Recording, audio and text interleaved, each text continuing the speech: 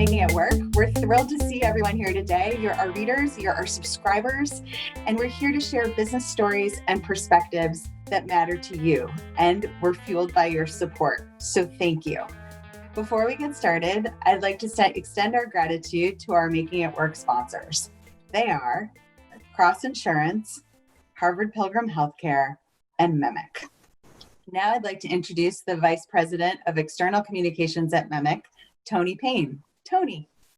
Hi, Kate. Thank you. And thank you all for tuning in today. And particular thanks both to the paper and our all-star cast for today's panel.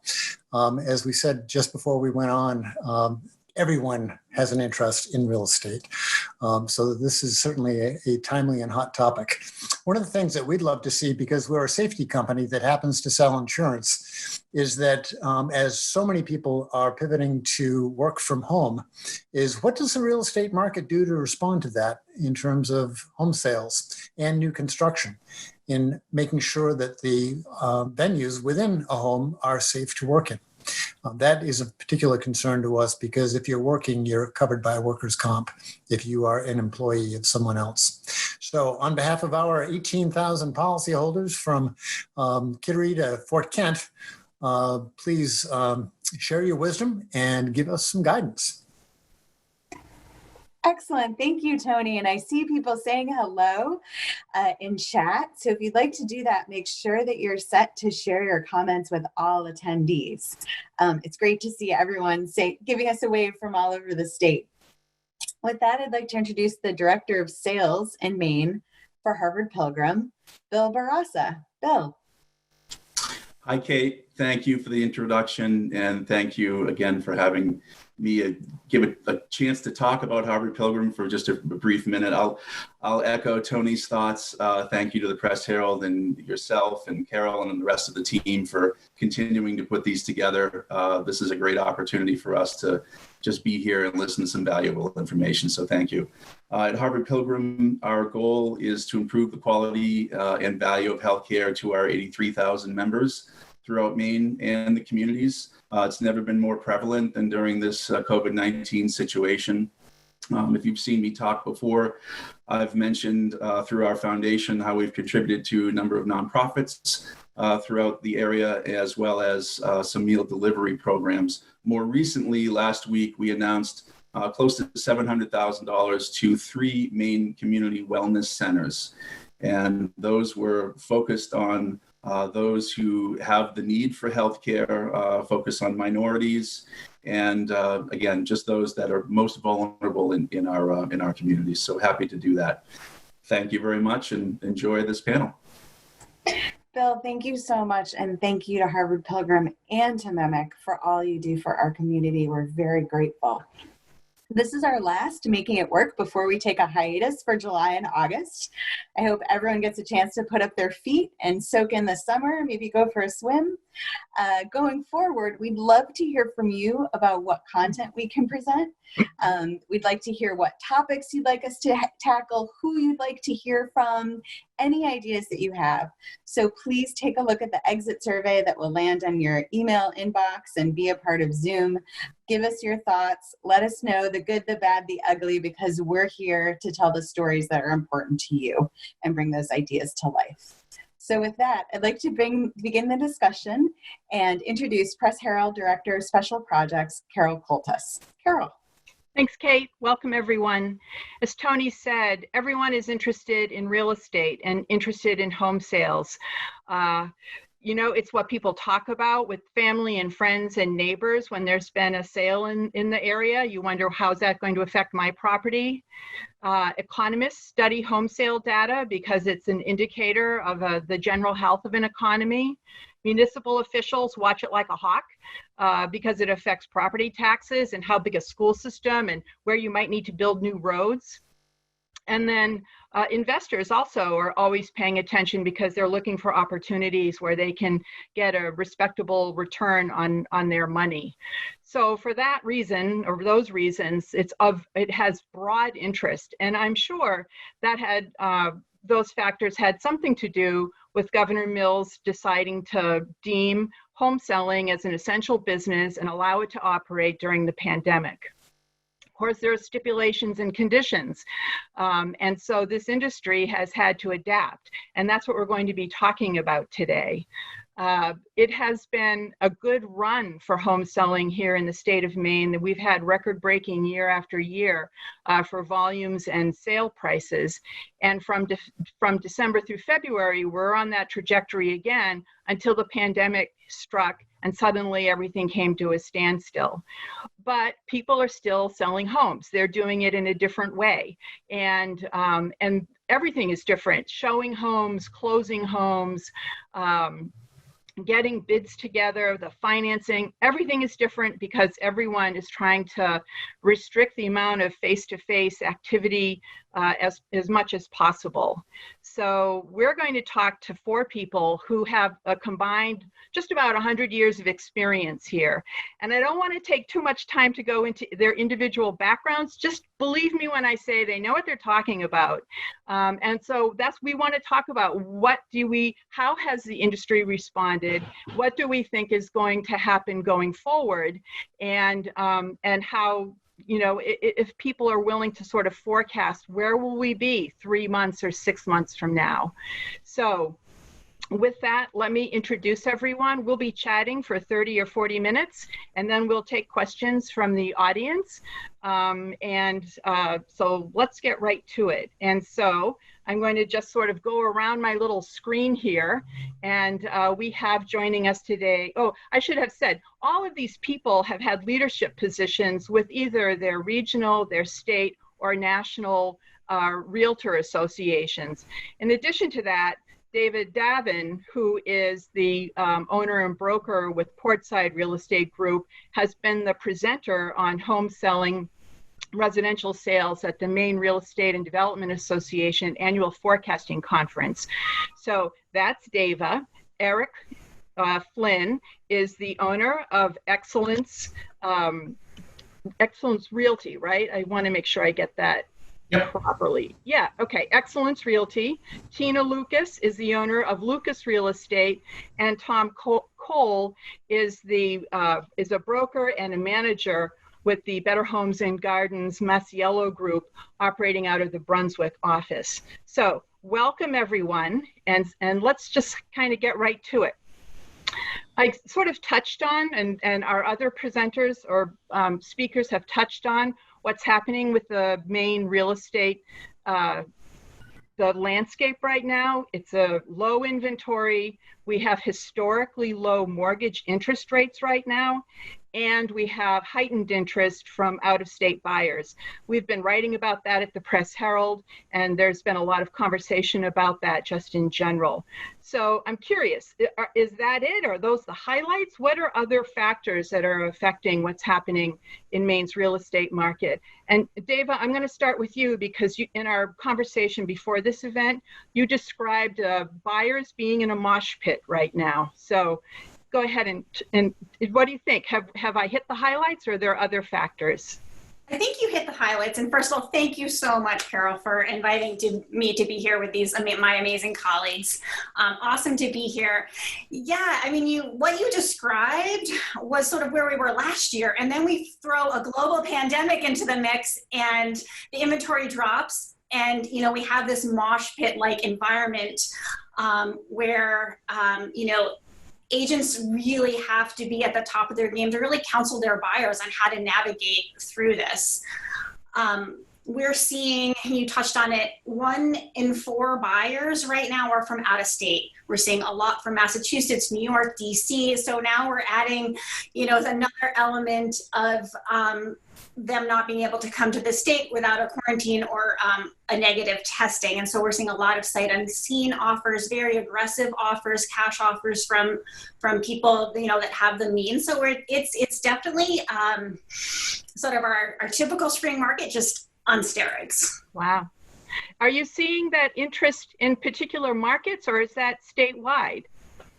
So, interest. What's interesting is we're seeing this competitive market really broaden this spring. But of course, you've got, Willard Beach and Rosemont and the typical culprits, but we're also seeing multiple offers in Buxton and Durham, so we're seeing it start to spread just based on that inventory just really being pushed down. Wow. How about you, Tom? You operate out of the Brunswick office, and so you're familiar with selling in the Brunswick and Topsom area. What factors are affecting inventory and sales in your neck of the woods? Oh, thank you, Carol. And so in addition to managing Better Homes, currently I'm the 2020 president for the Maine Association of Realtors. And so in that capacity, I check in with realtors across the state. And I do see that there are areas that have never experienced multiple offers. They're seeing that. We have a lot of people, as Dava said, coming in from out of state. Many of these people may have had former ties to Maine and said, gee, now with this pandemic, I really want to have a place where there's some room. If you're in Manhattan, there's not much room to social distance. But if you're in this area or most of Maine, you do. And of course, the quality of life in Maine. So we do see across the state, not just in southern Maine, where it's always been a very good market and a strong market. We're seeing that throughout a lot more of Maine, going into central Maine. When we look back, a lot of this lack of inventory really started with the recession. The NAR says we need about 500,000 new units a year to satisfy growth across the United States. And in much of Maine, and I build houses, but in much of Maine, we really didn't build much, at least not in the greater Brunswick area and throughout this area. And I'm sure activity was less throughout most of Maine. So that lack of inventory really has come to hurt us at this aspect because we don't have enough houses. So as it's been alluded to, our spring market actually started in December. We had people that were savvy buyers that said, most people aren't looking in December because it's a holiday time frame. So we had the best December, January, and February on record in the last 20 years anyway, that we've kept track of records. So that plus the people coming from out of state, it definitely is a very tight market and does lend itself to an awful lot of multiple offer situations. And we do understand and appreciate that buyers, or rather sellers, may not want to put their properties in the market currently because of concerns of COVID. However, for those sellers that do opt to do that, generally speaking, it's been very positive for them to sell their homes. Interesting. Eric, can you pick up on a thread of something that Tom said, in addition to if you see other factors, but the fact that there aren't a lot of new homes being built? You and I talked a little bit about that in our pre-conversation. So can you sort of pick up that thread, and if there are other factors that you see affecting the inventory here? Sure. Part of it, we're talking about the need for new construction, new homes being built. That isn't at the level that we want it at. And part of the issue that we're having with that is what's being built is not necessarily what the market truly needs. Like it's very hard if you're a first-time home buyer, And the thing about it is if I'm a builder and I have 5 lots, the cost to clear those lots and acquire those lots is fixed. So am I going to build a 4-bedroom, 2.5 bath, or am I going to build a 3-bedroom, 1 bath? That's got a lower sale point. And one of the things that you and I talked about is we have 2 competing generations. So we have baby boomers who are looking to downsize, and then we have the millennials who are hitting the market, and they want smaller, more efficient homes. So the baby boomers and the millennials are competing for the same style of home. That's not necessarily what's being built for new construction, and I think it's adding to that mix. So what pushes that? Like what has to happen for the inventory to become bigger? Like, is it purely market driven? I'm just curious. What do you think needs to happen? Any of you can take a stab at that. Well, I think Eric is correct. I think that we do need to have more homes that are meant for middle income people. So there are homes that are being built for more a higher end because there's a lot of fixed costs and the costs have gone up. The other problem that we have is that a lot of people, great craftsmen, when the recession hit, they just retired or went to work for Home Depot or moved out of state. And so now we're trying to rebuild those trades and craftsmen and ramp up that building process. So there's certainly a lot more activity for building now than there was, say, 7-8 years ago. But as Eric said, it's just not at the level that it needs to be. And a lot of those homes, it's tough to build a home in which, and sell it for $300,000. It really, new construction has a lot of fixed costs to it, and those costs are very high now. So do you think, I know a lot of communities, for instance, in Portland, they try to provide some kind of a subsidy for developers to consider building market rate properties. Is that something there needs to be more of in order to enhance inventory, or is that really not going to make a difference? I think the challenge is that even if they have incentives, as everyone already stated, that the land acquisition costs are extremely high. Building costs, getting all the permits, the process is lengthy, time is money. All of that contributes to, even though the city and the town want to stimulate the construction of affordable homes, they end up being affordable for some, but not for really the middle income, because it just doesn't make financial sense. So I think that's a challenge cities like Portland are struggling with right now. Mm-hmm. I think some zoning changes could help as well. Not to be critical of the city of Portland, but there are large tracts of land, paper streets. I have what was a 20 parcel lot when it was originally laid out that now only qualifies to build 3 homes on.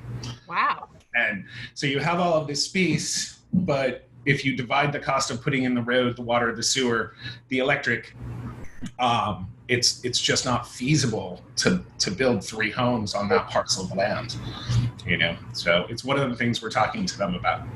And the city has done some work with zoning up on the peninsula. So they have looked at that, and they have been proactive there. So, not to criticize what Eric is saying at all, but I think that, they have tried to address that, especially in areas of super high interest like the peninsula. Mm-hmm. Mm-hmm. So all real estate is local, obviously, as you can see. In Brunswick, for example, they spent years on redoing their zoning. And so they actually went the other way to some degree, because Brunswick does have a very nice town center and so on, and it does have rural areas. They wanted to have more influx into the village area, the in-town area. So they actually did adjust zoning. So some of the properties that we own, now we can put on more units, which will help to alleviate some of that, at least for Brunswick. But again, each town is different. Each area could be different. And the other part of it is that sellers, current homeowners need to have the confidence and the mindset to get their house on the market, because as David pointed out, when they're thinking about selling, they're also wondering, where am I going to go? And with inventory so low, they're having difficulty finding a place to go to. So oftentimes we're listing homes, making it subject to sellers finding suitable housing, and buyers in this market are willing to wait. So we have to be more creative in order to have sellers understand, we can make it work for you. You're not going to be homeless, even though it's very fast. You have the power. You're in control. It's your home, so that you can get an offer, negotiate with a buyer that says, for a period of time, we're going to look, we want to find a home that we're happy with, and then they can really get the best of both worlds, and the buyer can get that house that they want, even though they may have to wait a while for it. I thought, go ahead. It might seem obvious, but with the inventory being so tight in certain markets, I think we're going to see a spread, outside of, the greater Portland. People can move a little farther out. And now with people really comfortable with telecommuting, I think the larger companies are making a lot of accommodations where they'll only come into the office 2 days. And the whole thing is going to change. So I think we can expand farther into all of what Maine has to offer. And I think that will, to answer your question, we can't build affordable houses in Portland, for all the reasons that Eric and Tina just mentioned, but we can build affordable houses in other areas. Mm-hmm. So there's a ton of opportunity out there for growth. It's just going to take a little time. Right, because the buyers have to be looking in those locations. More buyers need to look in those locations than are right now. And then you can build to fill the need, but the need takes time to grow. Exactly. Yeah. And I think that, as realtors, it gives us an opportunity to really counsel our buyers, like, listen, this is your budget. This is where houses are. And there's going to be 12 offers and you have financing. So we're going to take you over here, and as that becomes more commonplace, hopefully it'll ease everything up a little bit. So how about talking a little how your brokers adapted to the conditions of trying to show and sell homes during a pandemic? All of you had really interesting insight into that when we chatted previous to this afternoon. And Tina, why don't you start? You were talking about the sort of staggered, the openings just stopped, and then people instead began doing these staggered showings with one entrance and one exit. So can you talk a little about, and all of you, about the accommodations that you've made? Sure. I would just say kudos to realtors. They're super creative. We've been through many challenging markets, and this one is a little bit different, certainly, than anything I've experienced in 35 years. But what we've had to do, instead of open houses, no public open houses, that just doesn't make sense in this environment. So what we started doing was being present for a block showing, so that we would have a day that everyone would make it their own appointment for their specific showing, bring their buyers. We would make sure everyone had all of their proper PPE as required by the governor, and that we would go in, we'd open the doors, turn on the lights, and then each person would have their time to go in the front door, out the back door, to make sure that we didn't have too many people in the house at one time, so that people would be comfortably be able to social distance. They had gloves, shoe covers, masks, so that the sellers, when they return home, can feel confident that their house is in the same condition as it was when they left it. So that has been great, so that buyers have an opportunity to see it. But we've also had agents come through FaceTiming their buyers from out of state because they couldn't get here. So they're walking through the house with PPE and with their phone, and their seller on the phone, their buyer on the phone, showing them all the nuances of the house that maybe you can't get just from a photo. And then also using like a 3D video tour so that you get a better sense of the floor plan of a home, have a better feeling for buyers, have a better feeling of really how that is laid out, that you can't get maybe just in a written floor plan or something. So, I mean, I think everybody here can say that they've been creative as well in trying to make this work for our clients and customers. How about someone talking about parking lot closings? Oh, yeah. Parking lot closing. We did some before, but they had to figure out how to make this more secure and safe for everybody who's involved, the buyers, the sellers. Now as an agent, where we used to go to the table, I'm reviewing the paperwork that my clients are going to sign, because we're trying to keep as few people together, gathering together. But some offices are having the buyers come in, sanitize, and the sellers come in. I kind of personally miss when you sat around the table with the loan officer and the agent on the other side, and the buyers and sellers, because it's such a happy and pivotal moment for people when they buy and sell a home. But yeah, parking lot closures, the closings, everyone in the industry has had to adapt, from the lenders to the inspectors. We've got inspectors that do full decontamination services are being offered now, and they're going in full PPE and Tyvek, and everybody's just pivoted very, very quickly. But, problem solving is kind of what we do as realtors. Right. We find solutions for our clients. That's our job. So I think we, Maine Association, has tried to push for RON, remote online notarization. And so it's been widely talked about that the governor did allow for some form of remote notarization. However, it's not really applicable to the real estate environment. So we are hopeful that Congress, United States Congress, Senate, will go ahead and pass the Remote Online Notarization Act, which would allow this type of situation to be done much more fluidly. We can do digital signatures for everything else but for the closing. And so if we can get that through and approved, that would certainly make that process a little bit smoother. And so we're hopeful for that in the future. Why can't you do digital signatures on closings? What's the rationale there? Well, so title insurance companies have certain requirements, and the law has certain requirements. So in Maine, it is a necessity to have identification and to prove that you are who you are. And again, banks, title companies, title insurance companies require typically wet signatures, which basically means a manual signature on a document. And for them to verify that it is you, they really, need to have you in front of a lawyer or an attorney, notary.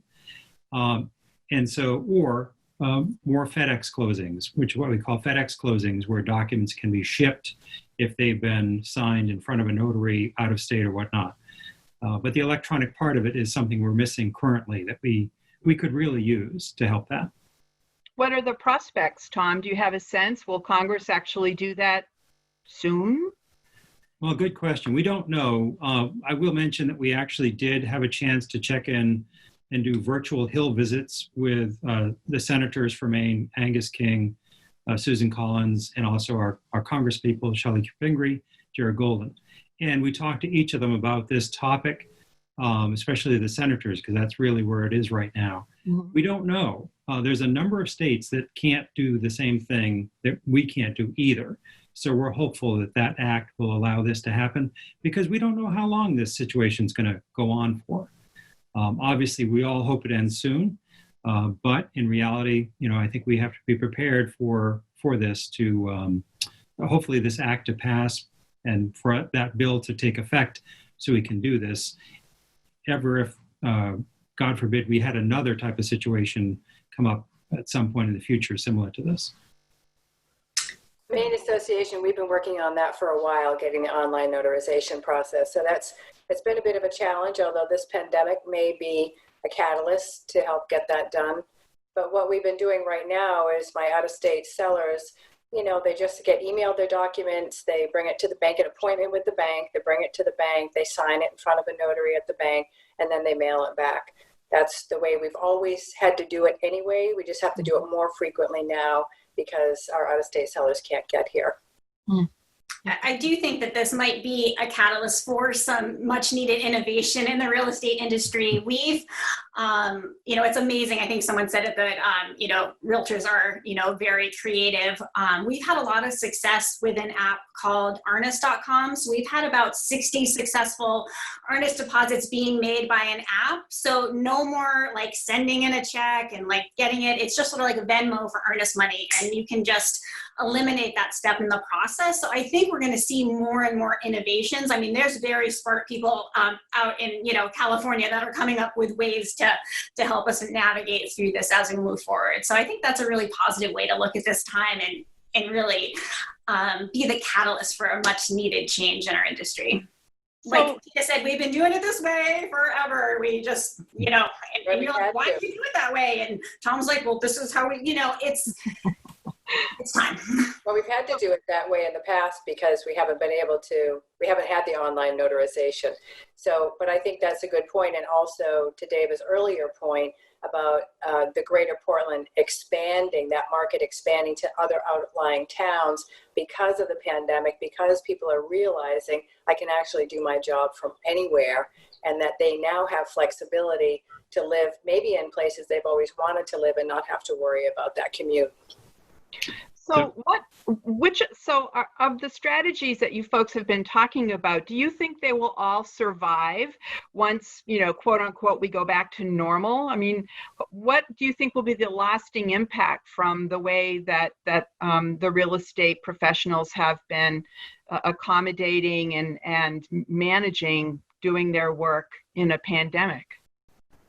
I can take that one. I think that we're going to see a higher level of professionalism in our industry because I think the agents are taking more time to really counsel their buyers, really spend more time before they're going to zip out and do a showing for their safety, for the safety of the sellers, and really do a better job understanding needs and showing them less homes. I mean, there's so much, Tina said it, you can have a Matterport showing you the floor plan. You can get a lot of information, so you don't necessarily need to look at 25 homes in today's day and age, and the agents can really work with them to sort of shorten that process. And also, I think they're spending a lot more time discussing risk assessments. What kind of buyer are you? We're in this mosh pit market, and you are going to be writing multiple offers. Is that comfortable to you? If it's not, then maybe we're going to wait till winter when things slow down, and that might be a better time. Just really being a lot more proactive. So I think that's going to stay for a long time. And the other thing I think that's really positive is we did a survey of our agents asking this question, and that their work-life harmony is a lot better. They're really being able to work from home and switch from family time to work time, and it's very, like, a lot of joy is coming from that. So I think for a lot of us, there's so many blessings that are kind of going to come out from COVID-19 2020. Well, that's great. Who else has some lasting impact coming out of this? I think we're going to go to a hybrid.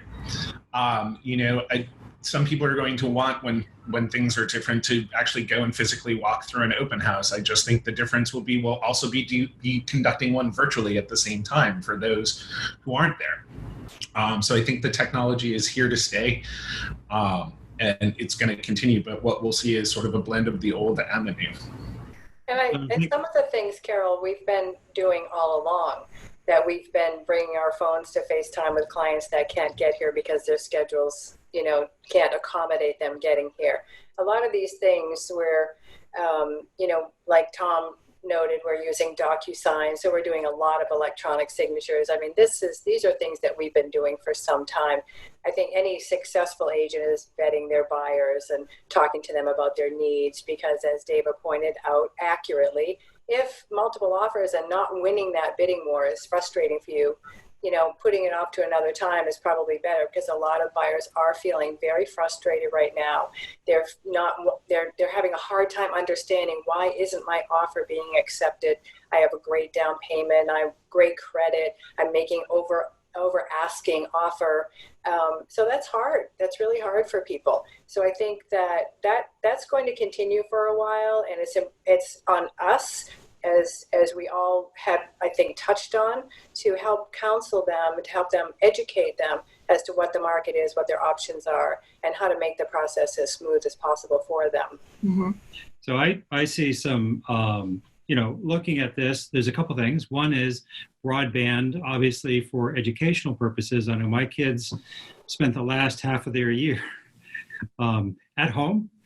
And my wife has been an awesome teacher, assistant. But so broadband internet is becoming more and more pressing. So there's a lot of areas of Maine that just don't have the level of service like Greater Portland does, or even Bath Brunswick does. And so that is becoming a big need. There is, Maine Association does support broadband, of course, but it ties into being able to do work from these outlying areas, right? So we do have people, we've always had people come up to, say, Brunswick, because we're half an hour north of Portland, because they can buy a house for less money or more house for the same money. But we see a lot of influx because they can't buy a house that they want in Greater Portland. And so Brunswick is seeing a lot of multiple offers, and those are going into other areas. So the reason why I bring this up, inventory, right? So coming into this, inventory was tight. It will still continue to be tight, but Maine real estate is actually overall, with the real estate and related services, 18% of the state's domestic product.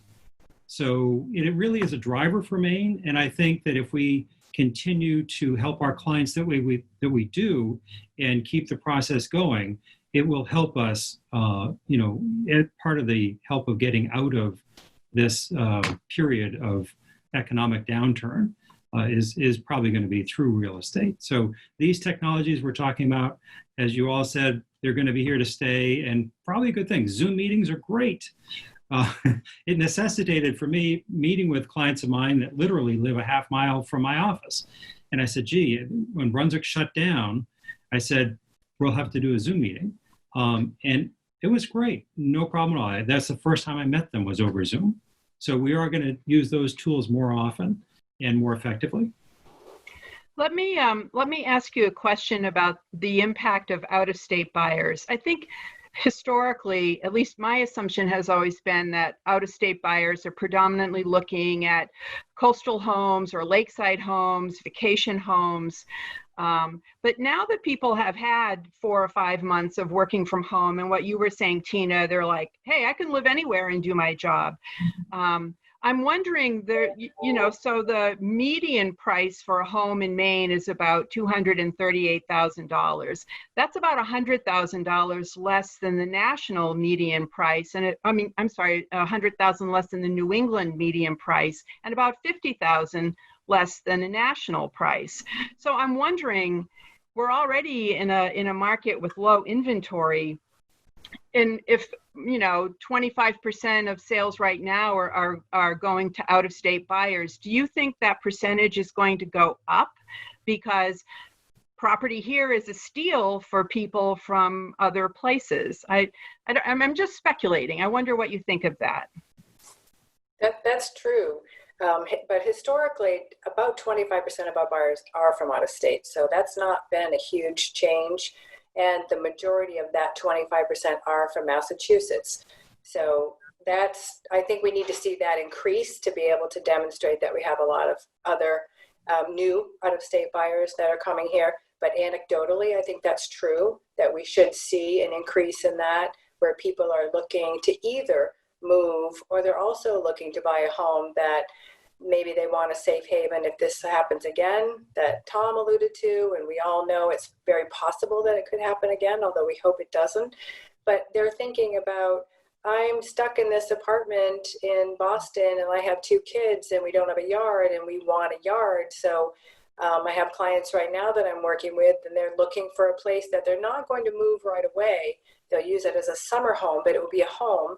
And then eventually, when they're able, they will move here. They'll make that move. But the point is that they're looking ahead, that maybe they wouldn't have otherwise, but the pandemic has really pushed this to the top of their wish list. What do you other folks think? Is Tina's assessment what you believe too, in terms of the impact of out-of-state buyers? Yeah, I agree wholeheartedly. I think we'll see that 25% go up at least for the next couple of years, just based on what we're feeling in the market and what we're tracking at our company. So yeah, I think we have more out-of-state buyers looking right now. Interesting. So what kind of metrics are you guys paying attention to? And would you be willing to speculate where we're going to be in 3 months or 6 months? I know I know that you all have your boots on the ground, so I think that your insights here would be really interesting.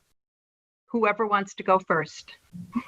Deva, come on, you have your crystal ball with you today. Let's hear it. I think obviously we spend a lot of time trying to predict the future, right? So we can make good decisions as business owners. If we look at the showing data right now for Maine, if I look at last week versus June, the same week last year, we have more showings than we did last year, with probably 20% of the inventory. So that just gives you an idea of what's to come. These are lookers.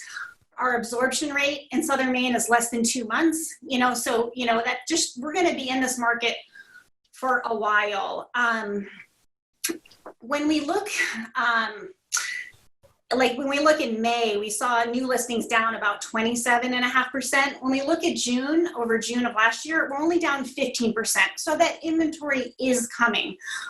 Very exciting when we look at under contracts. The first 3 weeks in June, we're only down 5% over last year. So the worst is over. We're going to see a really good summer. People are starting to get more comfortable. Things are opening up in Maine. And so those waiting and watching people are getting more comfortable to list their homes to alleviate that inventory. So all the indicators that I can see show very, very positive signs for the balance of the summer and into the fall.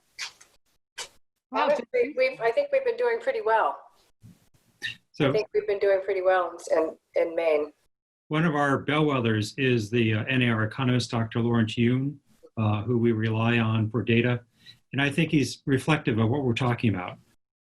That certainly we did expect a bad second quarter, and it's definitely been down. We do expect it to start to climb back up. And overall, the year will be down. Last year was our best year ever selling real estate in Maine. 2019 was the best. We're going to be below that, but I don't think by too much. I think we're going to be okay. But again, the common theme here is we need more houses, more units. We're lucky we live in Maine.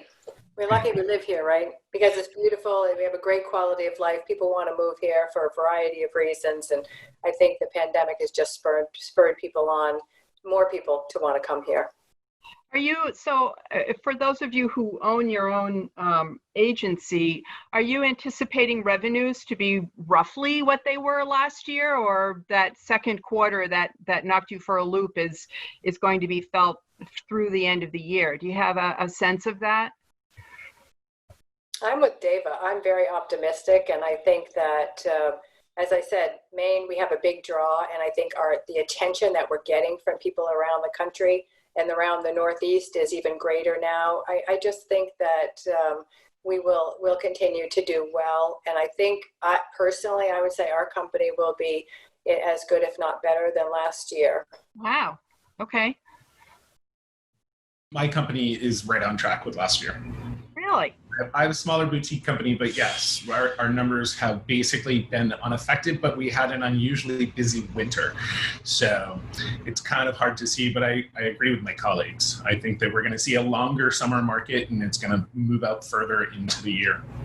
And that seems to have changed a little bit as well, where nobody wanted to buy and sell in December. And now we're still buying and selling in December and November and January. So. Right. And you consider that a lot of what we did, the closings that we did in January, February, March, those were already on the books before this all started shutting down. So we were coming into April, May, closing deals and trends that already were already on track to close. So that then you have a bit of a downturn. I mean, I would say there were a couple of weeks that we were really quiet. Nothing was happening, and everyone, I think, was wondering, well, what will be the result of this? And then, after that, it started to come back to life a little bit, and then more and more, and slowly. So now I think that, as Dava pointed out, and I agree with her, that it's on track to come back. We see more traffic on the road. We would go to the office to check the mail. Initially, if we're on Forest Avenue, nothing, no cars. It was so strange. And then slowly, more and more and more. And it feels so much more normal right now. I think that's really positive. I think people are feeling better, that Maine is doing very well, that it seems like, we are out of the worst of it. And summer's here. That always makes everyone feel better too, the warmer weather. So I think it's, hopefully, barring anything unforeseen, I think that we should be on track for a good summer. Good. Well, it looks like we have a few questions in the Q&A queue. So, Strawberry, could we get the first one up from that, please? Absolutely.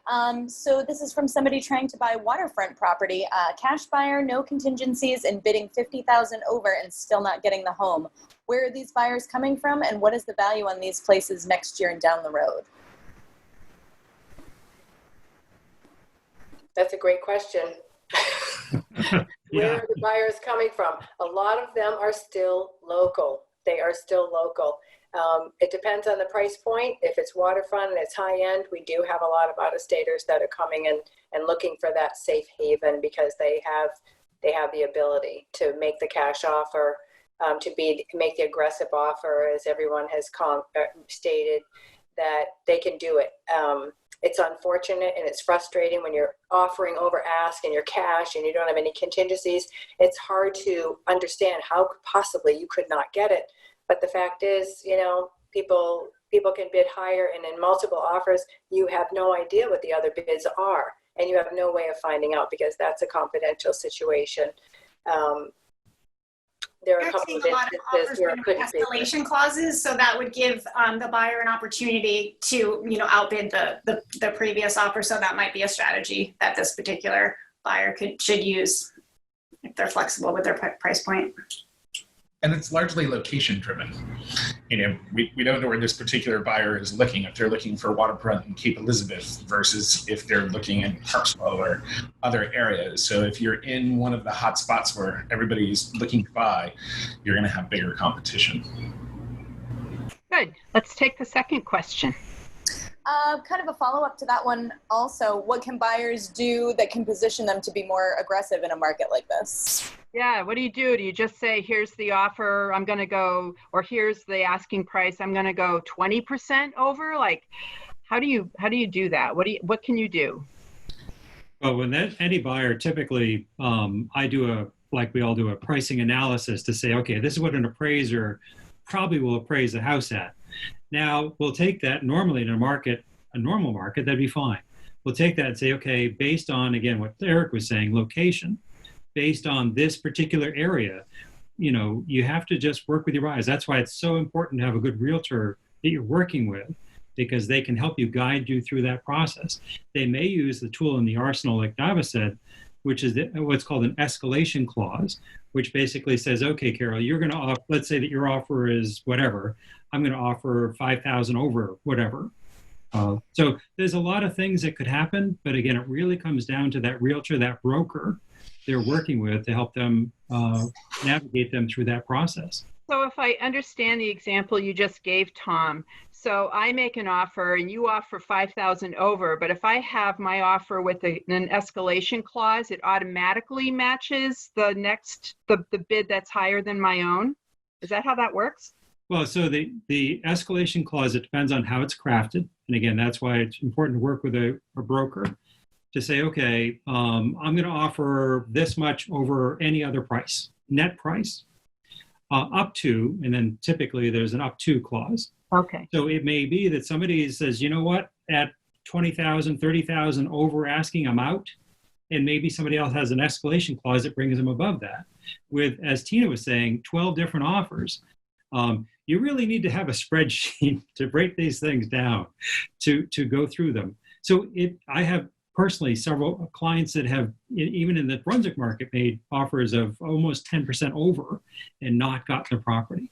And they understand that they may have to be responsible for some of that money above an appraisal if it's a financed property, because the bank is only going to loan so much, and then that buyer may have to chip in some more. So it really comes down to working with a good broker, good realtor. Okay. Other advice for buyers? Well, I think that a buyer should just also keep in mind on an escalation clause that they are now telling the seller right out of the gate what their max number is. Mm-hmm. So they need to be aware that they're doing that. So as long as they understand it, like Tom said, you need a good realtor that you're working with that can explain the pluses and minuses of every aspect of your offer and how it can be construed by the seller and the listing agent, so that you are putting your best foot forward without perhaps end up paying more than you actually would want to. So it can be tricky. Mm-hmm. I think this may seem obvious, but if you're a buyer and you keep missing out, lower your price range, because now your max is higher. It'll be more competitive. So, I think it's just really educating buyers and understanding the market and having them shift. Right. Otherwise, buyers just keep writing offers. I don't get it. Well, you're probably at the wrong price point, because those are pushing higher than you can go. Let's take another question here, Strawberry. Do you think a coming wave of bankruptcies and foreclosures from the pandemic will ease inventory concerns? Oh. So I'm the foreclosure guy, or was the foreclosure guy during the last collapse. I think that it's unrealistic to not think that there will be financial impacts, and that will cause foreclosures and that will cause short sales to a degree. Short sales are a little bit going to be harder because we're in an escalating market. The foreclosure process in the state of Maine is close to 2 years the last time I checked, and that is if the bank is doing everything. There is forgiveness programs out there. Banks are working left and right. If somebody finds themselves in a position where they can't afford their mortgage, then they should be talking to their brokers and their loan officers, because there are options for relief out there. But Maine, we are not a quick foreclosure state, but I think that we will find that some people have lost their jobs and some families have lost both jobs. So yes, I think that it will cause a ripple in the foreclosure market, but I don't think it's going to be 2009 again. Right. anyway, the secondary bond market hasn't been shorted, so we don't have the components of that perfect storm that we did back then. We just got a question pop up.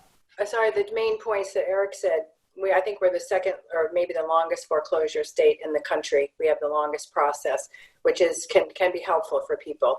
And the biggest thing, talk to your lender. They don't want your property. They want you to keep it if there's any way possible for you to keep it. So that's really what you need to do to try to avoid losing your home. We just got a pop-up question in the Q&A format. Is this a good time to become a real estate agent? Anytime's a good time to become a real estate agent, Carol. New agents joining the field have not slowed from what we've seen in the Portland Port. We've had some blips with testing because testing facilities haven't been able to operate the way that they used to. But we're seeing new people come into the industry all the time. Always room for good agents. Always room for good agents. Good. True. Let's take another question, and this may have to be our last one. So it depends, I guess, on how long it takes us to answer it. So Strawberry, can you queue up the next question, please? Yeah, one is what price point are buyers currently looking at most? Oh, where's the greatest interest in the market? Again, it depends on where you are, right? So in the Portland area, I don't know exactly, but I know in this area, if you're looking at something at 275 or under, there's not a lot of inventory and there's an awful lot of buyers that are approved for that. So it really does depend on the location. And again, the realtor can help you do that because that's what we do. We look through this data all the time. We know the areas that somebody may be able to buy in at a particular price point. In Southern Maine, I do watch the pending trends, and you'll see the majority of those pending sales will be 500 and under will be the majority. So a lot of first-time home buyers, I think they're the ones that are struggling the most with the multiple offer, the disappointment, the losing the bidding wars, and they're the ones I think that are bearing the brunt of that type of activity. Okay, we're going to take one more question, and that will be our final question. This one actually just came through the chat. Writing letters to sellers, do you recommend this? Yeah, does that make a difference? I know that a lot of people who've been trying to sell commercial properties have been trying to, get a lot of publicity when they have a contest, and it's all based on letters from interested buyers. What do you think? Does writing a letter make a difference? I've seen it make all the difference. Really? Yeah, in the past. Because sometimes the buyers connect with the sellers in a special way. It is not the be all end all, and it's kind of a tricky situation as to what should go in the letter and what should not go in the letter. And that's another thing your agent should be able to guide you with.